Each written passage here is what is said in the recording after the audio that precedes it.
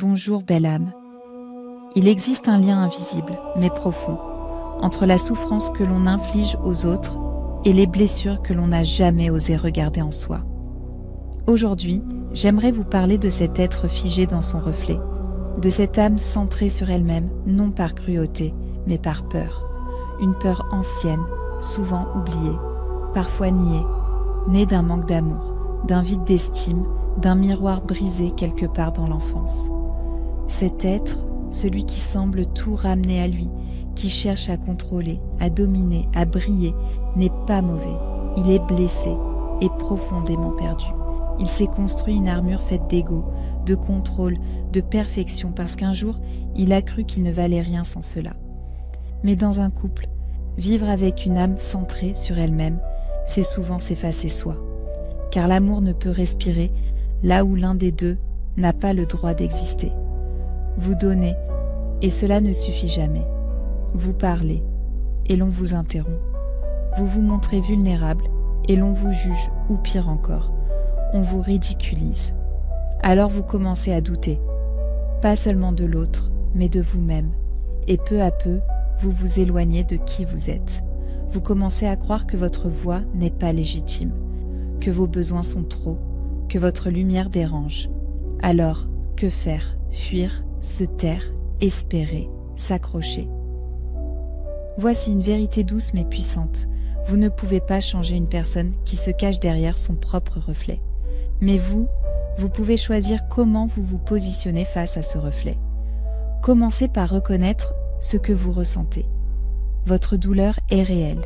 Votre besoin d'amour, de respect, de paix est sacré.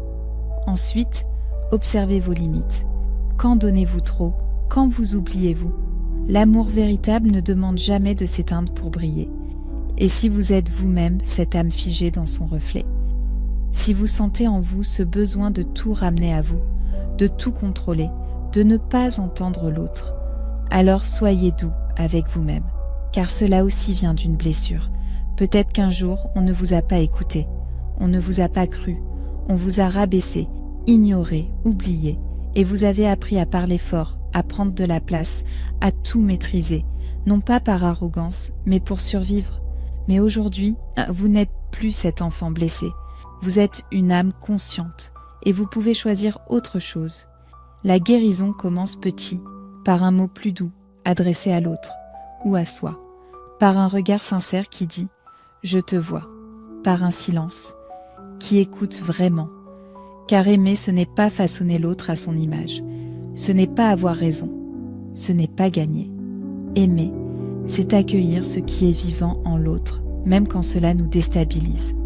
C'est dire « je ne comprends pas tout, mais je veux te comprendre ». C'est poser une main, non pour corriger, mais pour rassurer. C'est céder parfois, non par faiblesse, mais par sagesse.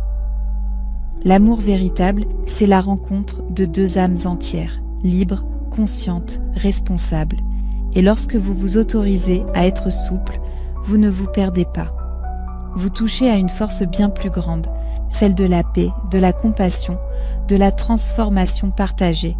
Alors si en vous résonne encore ce besoin ancien de tout contrôler pour ne plus être blessé, rappelez-vous ceci. Vous êtes déjà digne d'amour, sans armure, sans masque, sans domination. Et si vous aimez, aimez avec clarté, aimez avec écoute, aimez avec espace. Car l'amour n'est jamais une cage. C'est un champ sacré où chacun peut respirer. Ceci était Laria, une voix douce de clarté venue vous rappeler que l'amour vrai n'a pas besoin de miroir. Il a besoin de présence.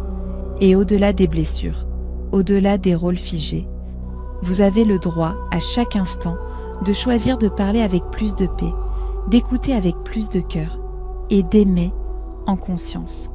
Vous n'êtes pas figé, vous êtes en devenir et vous avez le droit sacré d'apprendre à aimer autrement.